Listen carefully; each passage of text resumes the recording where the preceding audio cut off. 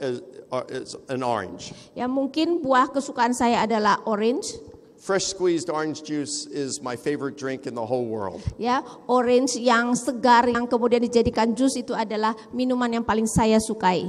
When the oranges grow, one orange will be ready for picking and eating before the rest. Ya, ketika buah-buah orange itu matang, biasanya muncul orange yang pertama yang matang terlebih dahulu sedangkan yang lain belum. That orange is the first fruits. Dan orange yang pertama kali matang itulah yang buah sulung. The rest will be ready for harvesting, but that's later.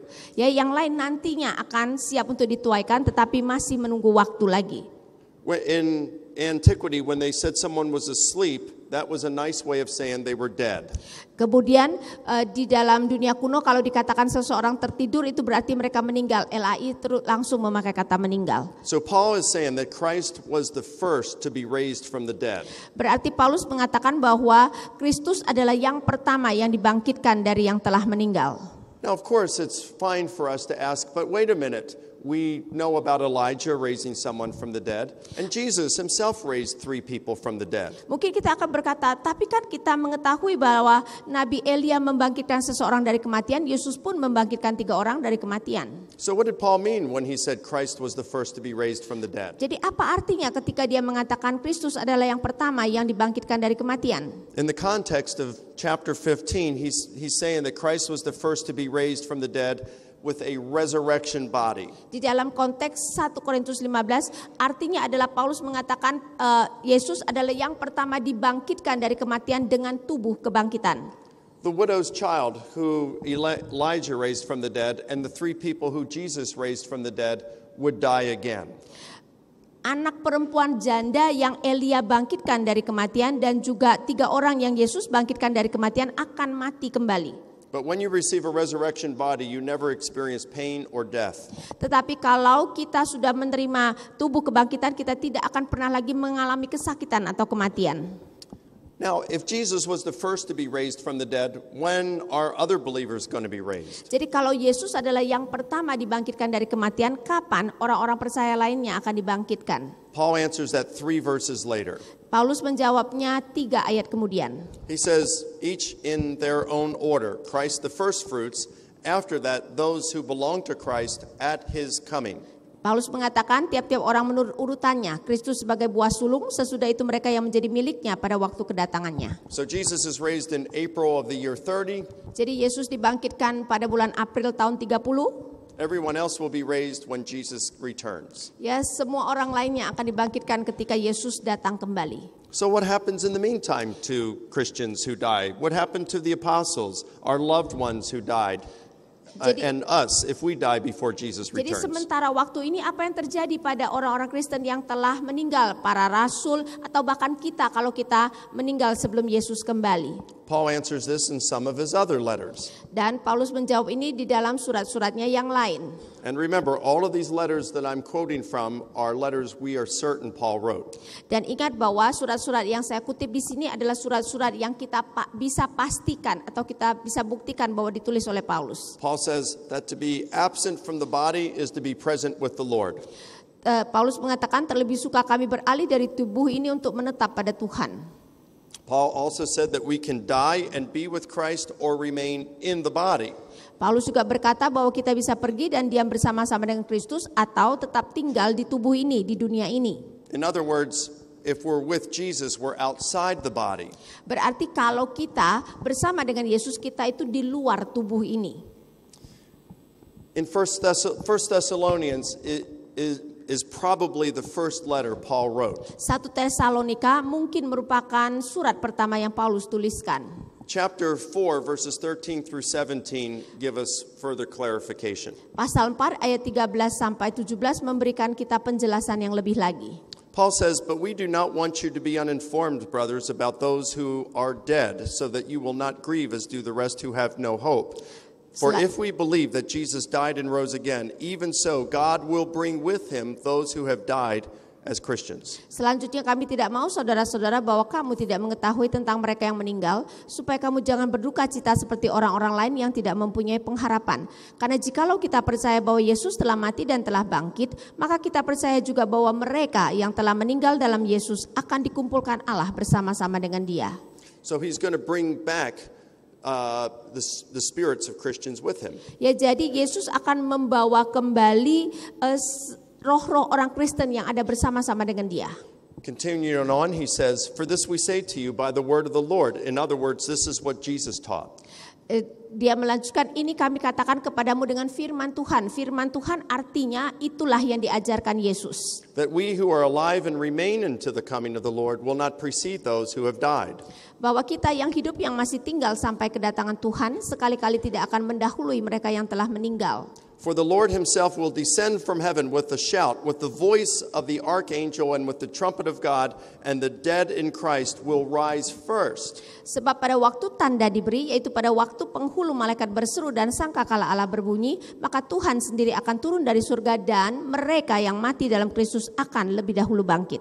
Now at first read, this may seem a little confusing because he says he's bringing back us with Christ, and yet they're going to rise first. Pertama-tama mungkin ini membingungkan karena dikatakan bahwa Yesus akan membawa orang-orang dia, dan sekarang dikatakan bahwa mereka akan bangkit terlebih dahulu. But this actually makes perfect sense. Tetapi sebenarnya ini sangat masuk akal. You see, when we die, our spirits leave our body and go to be with Jesus in heaven. Jadi ketika kita meninggal, maka roh kita meninggalkan tubuh kita dan roh kita pergi ke surga. When Jesus returns, he brings our spirits back with him, puts them back in our corpses, raises our corpses back to life, and transforms them into an immortal, glorious, powerful body that is dwelt inside and animated by the Holy Spirit. Ya, tetapi ketika kemudian Yesus datang kembali, dia membawa roh-roh kita, dibawa ke bumi dan kemudian memakai mayat kita yang dulu dan sekarang dibangkitkan, dijadikan tubuh yang mulia yang tidak akan mati, tubuh yang penuh kekuatan dari Roh Kudus. It is a physical, bodily resurrection. Itu adalah tubuh yang fisik, bangkit secara fisik. This is what the apostles taught. And this is what Paul said Jesus taught. Itulah yang diajarkan oleh para rasul dan itulah yang apa Paulus katakan Yesus ajarkan. So if Paul can say Jesus is the first fruits of those who are dead. Jadi kalau Paulus bisa mengatakan bahwa Yesus adalah buah sulung dari mereka yang mati. And we're going to be raised physically, bodily. That means Jesus was raised physically, bodily. Dan kita nanti akan dibangkitkan dengan tubuh fisik, maka berarti Yesus dibangkitkan dengan tubuh fisik. And so that's our fifth fact, that they taught that Jesus was raised physically from the dead. Ya, jadi itu adalah fakta kita yang kelima, yaitu bahwa mereka mengajarkan bahwa Yesus dibangkitkan dengan tubuh fisik. These 5 facts are very, very strongly evidenced. 5 fakta ini merupakan bukti-bukti yang sangat kuat. And it is the task of the historian to present the best way of explaining these 5 facts. Dan adalah tugas daripada seorang sejarawan untuk menjelaskan dengan cara yang terbaik 5 fakta ini. We're going to go into a question and answer period now, and you can ask some questions about this. After lunch, we're going to talk about method and how we compare hypotheses. Ya, jadi nanti kita akan masuk kepada tanya jawab dan saudara bisa bertanya tentang ini. Setelah lunch break kita akan masuk kepada sesi mengenai metode dan hipotesa. Thank you.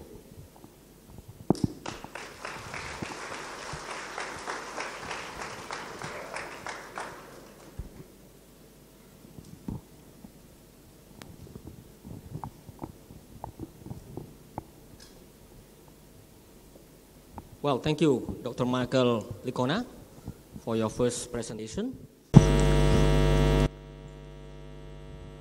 Yeah, before I open the floor for the larger audience, perhaps it's good if I engage you first. Sure.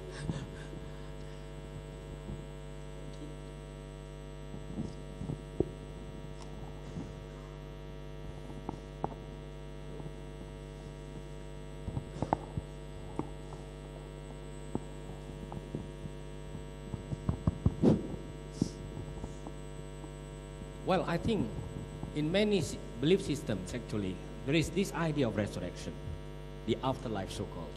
Sebenarnya kalau saya melihat, saya pikir di dalam banyak sistem kepercayaan yang lain mereka juga percaya dengan seperti kebangkitan, yaitu kehidupan setelah kematian. Sometimes I am afraid that many Christians actually think in a very similar manner. Dan kadang-kadang saya takut bahwa banyak orang Kristen berpikir mungkin dengan nuansa yang sama. So why is that you think so important for us Christians to have this resurrection in historical terms? Jadi kenapa begitu pentingnya bagi kita untuk percaya bahwa kebangkitan ini terjadi di dalam sisi sejarahnya? Well, there's a lot of, I think all of us, or at least most of us, we would love to have just a great romantic relationships. Ya, saya rasa kebanyakan kita, mungkin kita sangat ingin mempunyai relasi romantis yang luar biasa. The desire in most human beings to have a romantic relationship has led to many novels being written. Dan keinginan manusia untuk mempunyai relasi yang romantis membuat banyak sekali novel sudah dituliskan. Novels are complete fiction. Dan novel itu seutuhnya fiksi. But that doesn't mean that we as humans cannot experience romantic relationships. Tetapi itu bukan berarti bahwa kita sebagai manusia tidak bisa mengalami relasi romantis. In a similar way, most human beings don't like the thought of death. They want to live forever. Ya, dengan nuansa yang sama, kebanyakan orang tidak mau memikirkan tentang kematian. Mereka maunya hidup terus. When we have someone we love very much, like a family member, and they die, we take comfort if we believe that they're going to live forever and we're going to see them again. Dan kalau ada orang yang kita kasih, misalnya anggota keluarga mereka meninggal, kita mendapatkan kenyamanan kalau kita berpikir bahwa mereka masih akan terus hidup.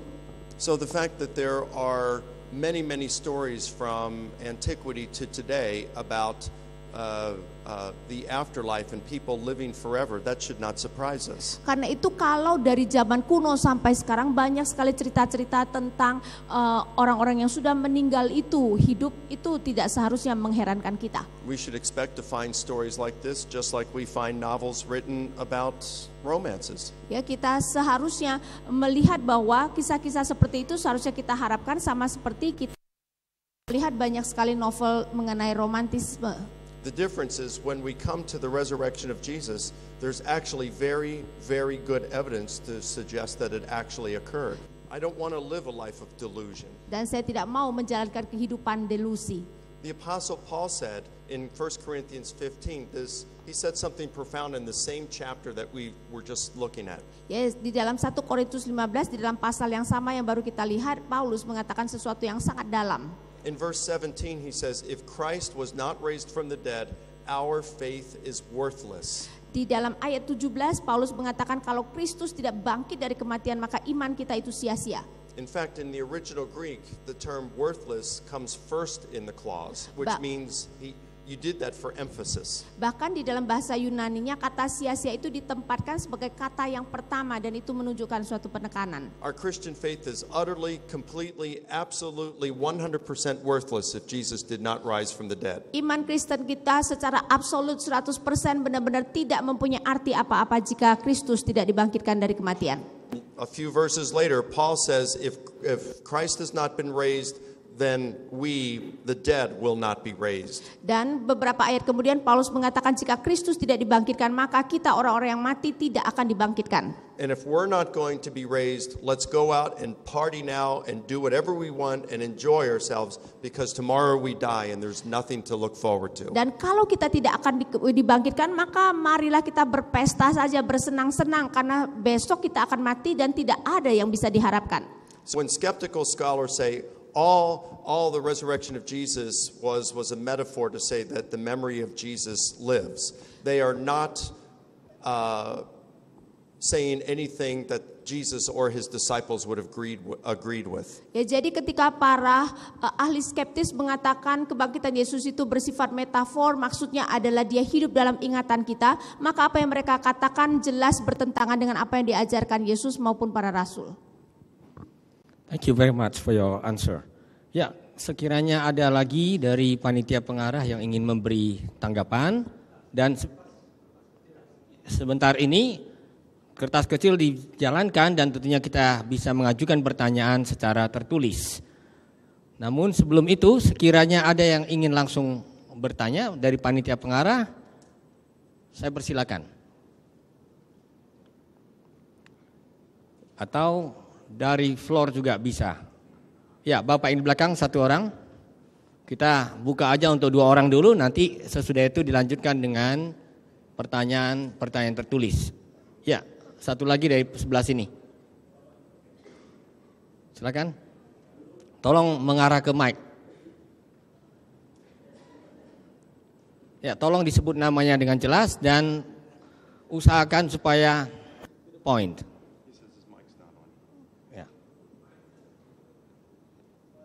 Mestinya bisa. Ya.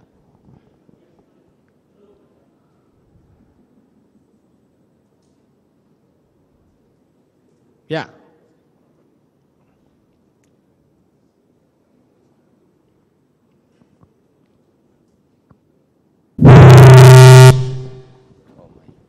Ya. Ya.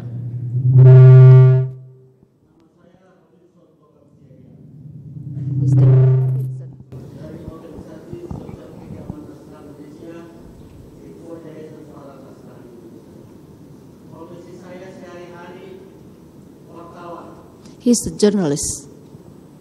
Ada 2 yang membuat kami fakta kebangkitan Tuhan Yesus.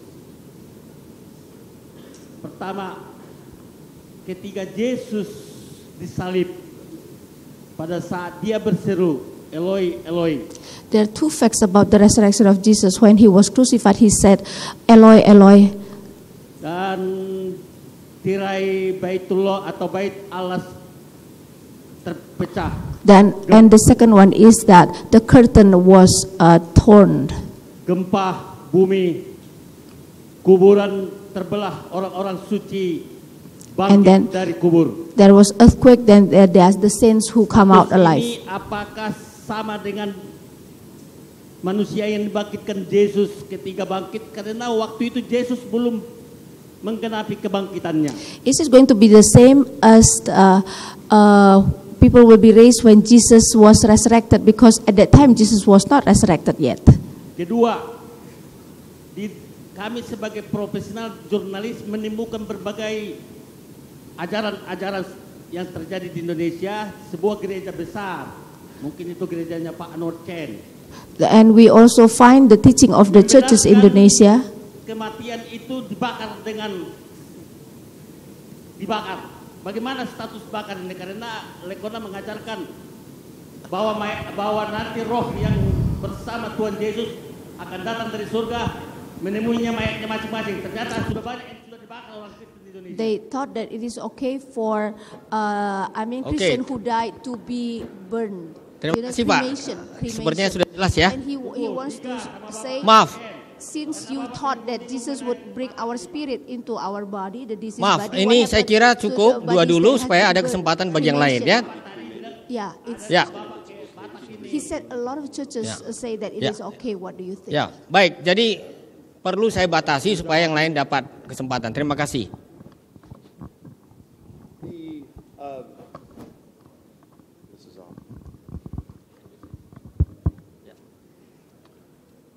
In the early years of the church, the Romans knew that the Christians believed in bodily resurrection. So on some occasions, after they executed a Christian, they would cremate them and then dump their ashes in the river and say, "Here, let God try to resurrect this." Ya, orang-orang Romawi juga tahu bahwa orang-orang Kristen awal percaya dengan tubuh mereka akan dibangkitkan secara tubuh. Karena itu setelah membunuh orang-orang Kristen, mereka sengaja mengremasi orang-orang Kristen tersebut. Kemudian abunya dibuang ke sungai dan mengatakan, oke, coba nanti tubuhmu dibangkitkan.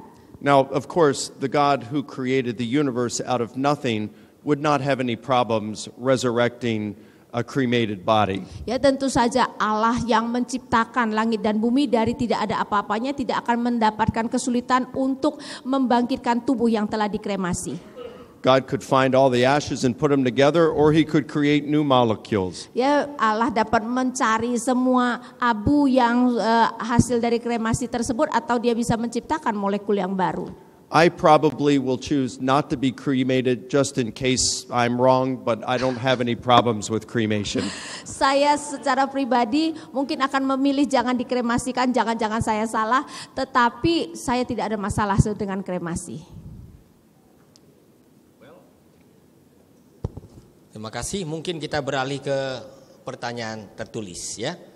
Pertanyaan pertama sangat mendasar. Since Old Testament is foreshadow of New Testament, is there any mentioning about bodily resurrection in Old Testament? If there is no mentioning in Old Testament, how this concept bodily resurrection came about? Ya, jadi karena perjanjian lama merupakan bayang-bayang dari perjanjian baru, apakah di perjanjian lama pernah disebutkan mengenai kebangkitan tubuh? Kalau perjanjian lama tidak pernah menyebutkan tentang kebangkitan tubuh, kenapa atau bagaimana ide ini bisa ada? Yes, there is the concept of bodily resurrection in the Old Testament when it talks about raising us from the dust.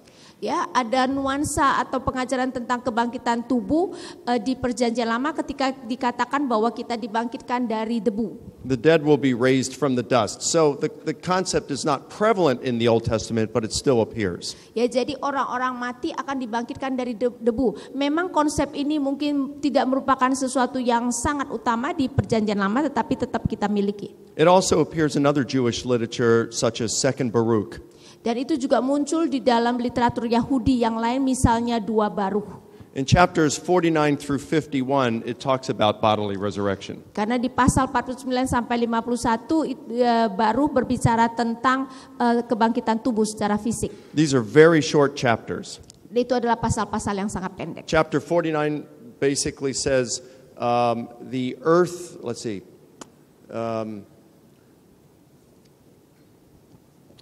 chapter 49, it just asks the question, how are the dead raised? Ya, pasal 49 hanya menanyakan pertanyaan bagaimana orang mati akan dibangkitkan. Chapter 50, the earth will return the dead to the form in which they received them. Dan pasal 50 mengatakan bahwa the earth will return the dead in the same form it received them. Jadi, pasal 50 mengatakan bahwa bumi akan mengembalikan orang yang mati tersebut dalam bentuk yang mereka terima.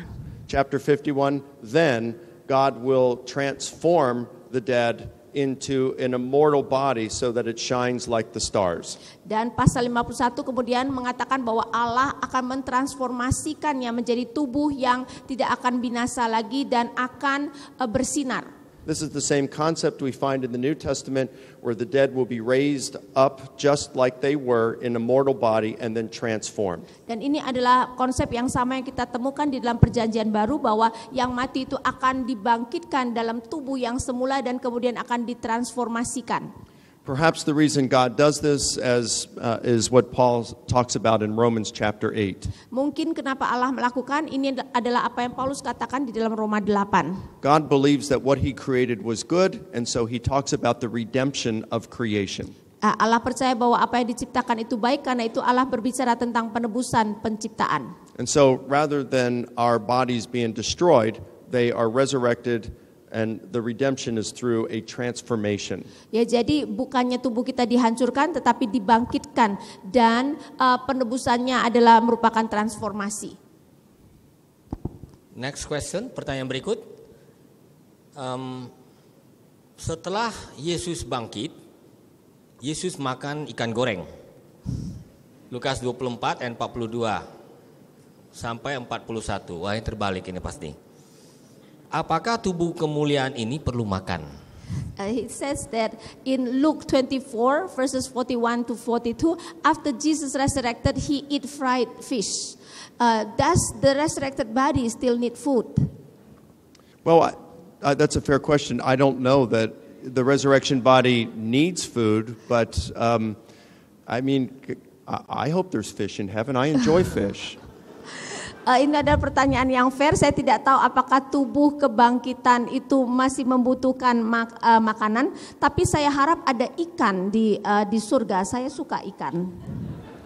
Eating fish in front of the disciples was probably more for them than for Jesus. It was to show that his body was, it wasn't a spirit, it was his body. Memakan ikan sebenarnya ada untuk kepentingan para murid dan bukan untuk kepentingan Yesus, supaya para murid bisa yakin bahwa kebangkitan Yesus adalah kebangkitan fisik. Ya, berikut ini dalam bahasa Inggris ditulis 1 Corinthians chapter 15. Christ died for our sins as in the gospel. But the gospel was only written after that. Which gospel that Paul refers to? Dikatakan di dalam 1 Korintus 15 ayat 1 bahwa Yesus bangkit dari kematian seperti yang diajarkan kitab suci atau Injil. Sedangkan Injil kan tadi dikatakan dituliskan setelah Paulus. Jadi Injil yang mana yang dimaksudkan? That is a great, well.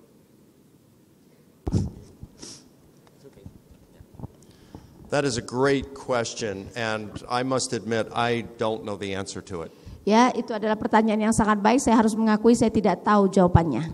Paul says Christ died for our sins according to the scriptures, and that he was raised on the third day according to the scriptures. Paulus mengatakan bahwa Yesus mati untuk dosa-dosa kita menurut Alkitab suci, dan kemudian beberapa ayat kemudian dia juga mengatakan bahwa dia dibangkitkan pada hari yang ketiga menurut kitab suci. I think the dying for our sins according to the scriptures that the apostles here could have been referring to Isaiah. Jadi mungkin ketika Paulus mengatakan bahwa Yesus mati untuk dosa kita menurut kitab suci, dia mengacu kepada Yesaya. Isaiah said that he was bruised for our transgressions, he was crushed for our iniquities. Yesaya mengatakan bahwa bilur-bilurnya itu adalah untuk keselamatan kita, dan bahwa dia dipukul untuk dosa-dosa kita. In terms of scriptures, Old Testament scriptures referring to his resurrection, that is more difficult. Ya, sedangkan berbicara tentang perjanjian lama ketika berkaitan dengan kebangkitan itu lebih sulit.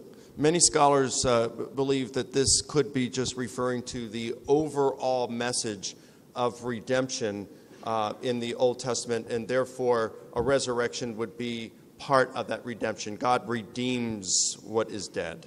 Kebanyakan para ahli melihat ini mengacu kepada keseluruhan pengajaran tentang penebusan di dalam perjanjian lama.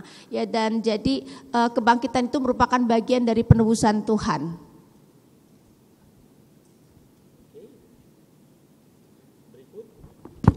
Ya, berikut. Bagaimana kaitannya dengan mitologi Yunani, misalnya Mitra dan Osiris, yang juga dikisahkan bangkit pula dari kematian? Mengingat situasi dan kondisi saat itu yang dipengaruhi Helenisme, apakah ada kemungkinan kisah-kisah mitologi ini bercampur dengan teologi Kristen? How about the ancients view about resurrection, such as Osiris and siapa? Mitra. And Mitran. Does it mean that those teaching actually has Christian teaching in it? Mixed with. It's hard to tell in terms of Mithra.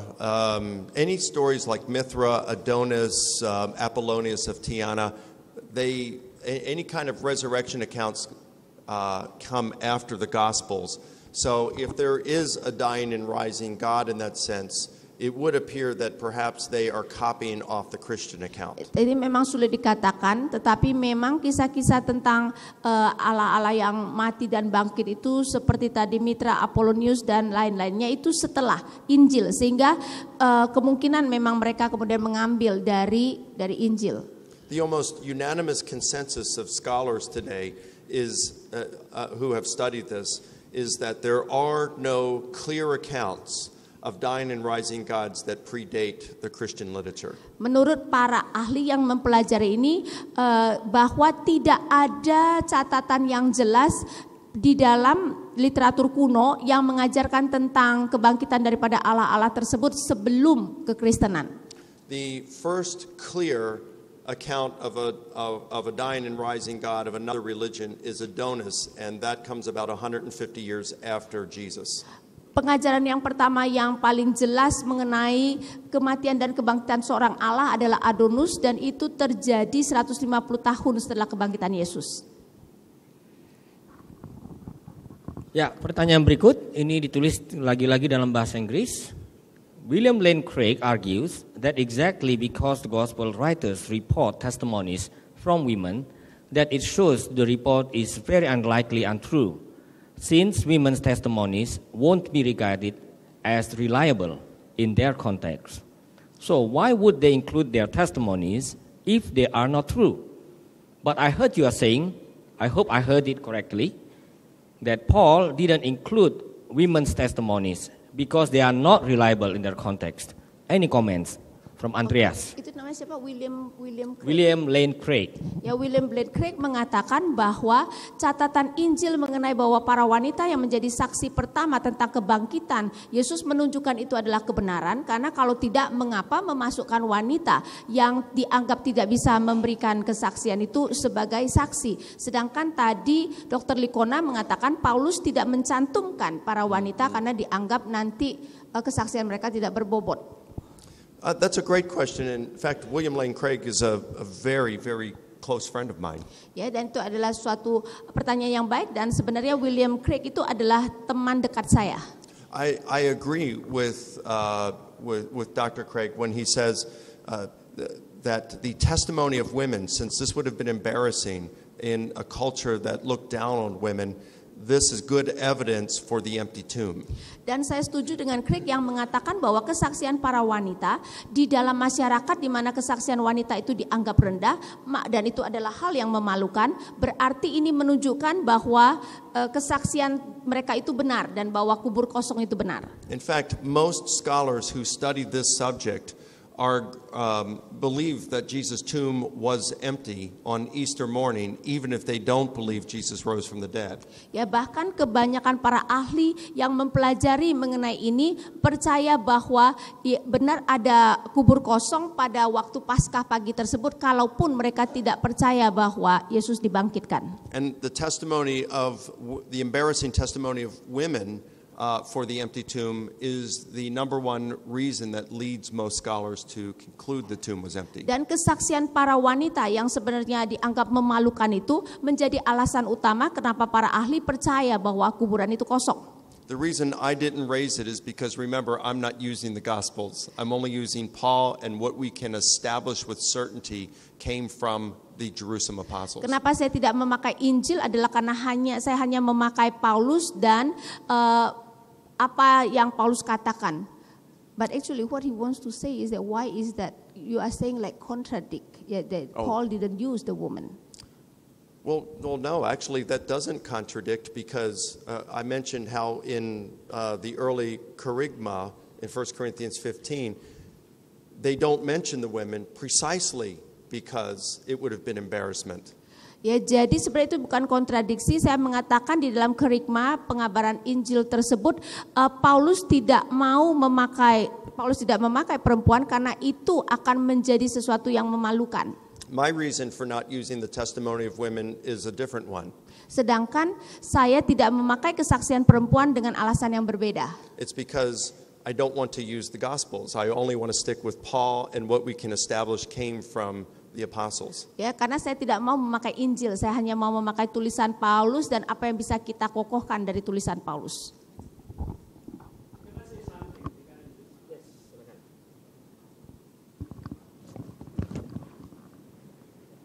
Ibu bisa ngomong ke belakang. Saya kira apa yang dikatakan Pak Likona itu kenyataan. Nah, tapi itu tidak menggagalkan apa yang terjadi di laporan daripada Injil bahwa justru saksi pertama adalah perempuan. Ini rahasianya justru. Justru itu menunjukkan bahwa Injil kita itu menulis apa adanya. Bahwa meskipun saksi mata pertama adalah perempuan di zaman itu tidak dianggap, tapi tetap dituliskan. Makanya di sini tidak ada rekayasa. Ini poin penting. Nah, satu lagi mengenai Bapak tadi sesuai kitab suci yang mana? Saya kira paling tidak ada Mazmur 16. He said about the other one according to Ayat scripture. 8 He said, sampai there is 10. Psalm 16. Dan kemudian nanti di ayat 54-55 Paulus berkata lagi, maka genaplah yang tertulis dalam kitab suci, maut sudah ditelan. Itu ada di Yesaya 25 ayat 8. And then later on, Okay. Paul says according to scriptures that death Jadi has been sejarawan swallowed, that is sedikit in dilengkapi Isaiah.